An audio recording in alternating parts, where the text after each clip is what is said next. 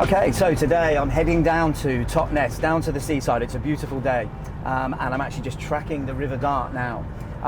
Today is a really exciting day for me. What seems like a long time ago now, I headed off on this journey that's taken me around the world to many different environments, often extreme environments, and to 6 continents, in search of what I like to think of as the lost art of running. And one of my early trips that really set the scene for my work was a trip to Africa, to Iten in Kenya. And what took me there, what inspired me to go there, was a book by an author called Adharanand Finn. And he talked about these Kenyan runners. The book was called Running with the Kenyans. You may well have heard of it. And that really set the scene for my work, both as a coach and as a researcher. And today I'm going back to see Adharanand to have a chat with him and kind of compare notes, look at what he saw, and I'm really excited to share the science that I've created behind what it is he could see.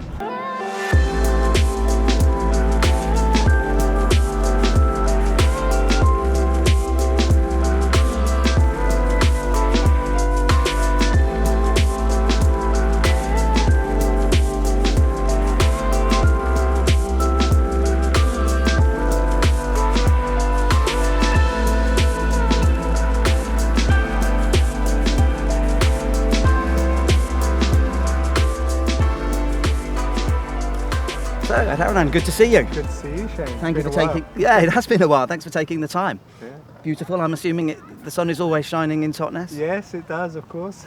Excellent. The English Riviera, as they call it.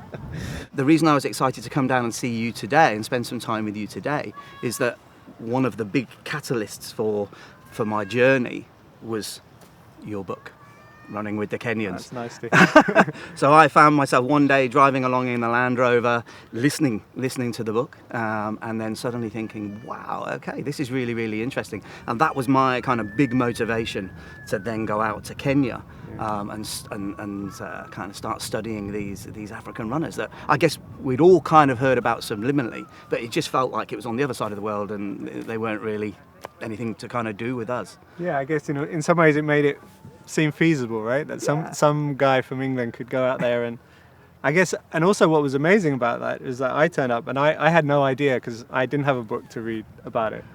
So I kind of took a real punt that I could find these runners. I kept hearing they lived in these running camps, and I kept thinking, what are these running camps like? You know, am I going to be knocking at the door and going, hello, is there anyone in there? Can I get in?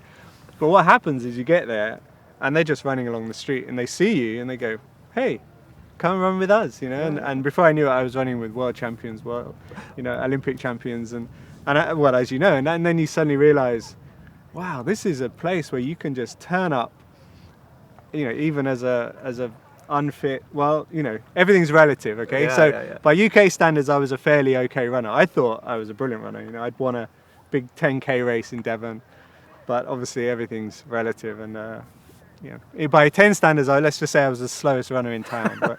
But still, they would welcome me, join in the runs, and and there you go. So was there a moment that kind of made you? So my moment was listening to you on the audio book as I was driving. Was there a moment that you thought, right, I'm going there? Was there something that kind of was pivotal for you? Yeah, probably. Although it wasn't so much a moment, but it's something that had been like a seed in the back of my mind for many years since I was a teenager. So I was a very keen runner as a teenager, and I used to, you know, I was obsessed with the Kenyans. I used to watch them run, and I knew nothing about them.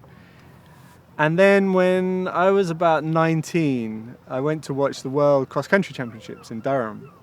And the junior women's race was won by this Finnish athlete called Anna-Marie Sandell. Okay. And she beat all the East Africans, and it was a pretty impressive run. And then I read about her that she'd been out training in Kenya. And at that moment, I just thought, wow, there's something. I thought maybe there's you know, I was quite a serious runner at that point. I thought maybe you can go to Kenya. You can spend, I think she spent 6 weeks there. You can spend some time there, and somehow it can rub off on you, and you can come back and you can. You know, I wasn't expecting to win the World Championships, but you know, you could be a much better runner. Yeah. And that had sat in the back of my mind as some kind of pipe dream for many years. And then eventually a few things combined. I was trying to write a book about running. My sister-in-law had moved to Kenya, and there was a big marathon in Kenya. called the Leira Marathon. Yeah. And she was like, "You've got to come out and run this." And then I suddenly remembered this Anna Marie Sandel story. I thought, well, I could go out and run the marathon, but I could go and train first with a Kenyan. And then, in my dreams, I'd come back. And well, by that point, my dreams had shrunk. My dream was to then run a sub 3-hour marathon. Right. So that was the goal. But, that was the seed, if you like. But that seed had been planted a long time ago. I think it was 1995 in Durham. Right, so a long time ago. And I remember when I landed in Iten, or landed in Eldoret and then got a vehicle up to the Rift Valley, I remember walking around thinking, wow, I'm a real pioneer here, and this is amazing. But then thought back to actually, you took your family. Yeah. So young children and a wife, and kind of lived there. So I mean, that must have been crazy. Yeah, I mean, that changed the whole adventure. I mean, I'd read a lot of books about men going off on these adventures, and I always wondered what happened to their families while they were away from these big, exciting trips. So I had this feeling I'd like to take them. But really, it was my wife who wanted to come. She was like, well, if you're going to Kenya for 6 months, we're all coming. So, and that was great. But I mean, it does make, having small children in a rural, well, it's kind of a small town or a big village, Iten. Yeah. It's makes things interesting, should we say. I wouldn't say difficult, but, we had to find somewhere to live that was a little bit more comfortable than I would have been able. I would have been quite happy in one of the running camps myself, but the children needed a little bit of comfort, so that was quite hard to come by. But we found a lovely house in the village, which was in a little neighbourhood, and the kids would go out and play with the kids in the street. They even went to the local school. I'd say they only went about 3 days in total, but and in some ways, you turn up at these running camps, and often I'd go on my own, and I'd get this slightly wary response. I don't know how you received, what's going on here? What's he doing? But if I turn up with my children, which I sometimes it's like having a puppy. It's a great way to make friends. They were, come in. So in some ways, it broke the ice a lot of times. Not that I was using my children for that, but sometimes it made everyone feel at ease, and people were fascinated by the children. Because there had been a few runners going to attend. The British, elite runners had been going there already. The British team had already started going there. Yeah. There were the Robertson twins from New Zealand there.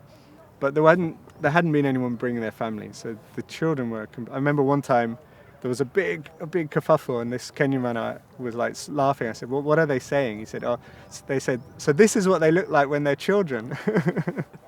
Like the Mzungu, the white people. This is what white children look like. So it was an adventure, and at the time, I think a lot of people have since gone to Iten on the back of my book, which I think at least initially I was a little bit worried about. I remember, so Brother Colum, someone we'll probably talk about. Yeah, definitely. I remember him being a little bit grumpy with me the first time I met him. I think you had a similar experience. I do. Everybody does. I think you've got to earn your stripes to get in with Brother Colum. He has to. He doesn't welcome you too easily, and you've got to prove to him that you're serious. Yeah. So he made some comment in the early exchanges with him that he didn't want Iten wasn't a theme park. That Iten was a serious training base. He didn't want people coming just to kind of look at everybody. And so when I went back after about 5 years after my book came out, I was a little bit worried about his reaction, and because I'd heard that so many people were going after reading the book. Yeah. But he was super friendly, and I think he totally was at ease with how it had been. So. I had very much the same experience, and I'm sure we will discuss him, but he became a great ally and a good friend and a real help to me. Yeah.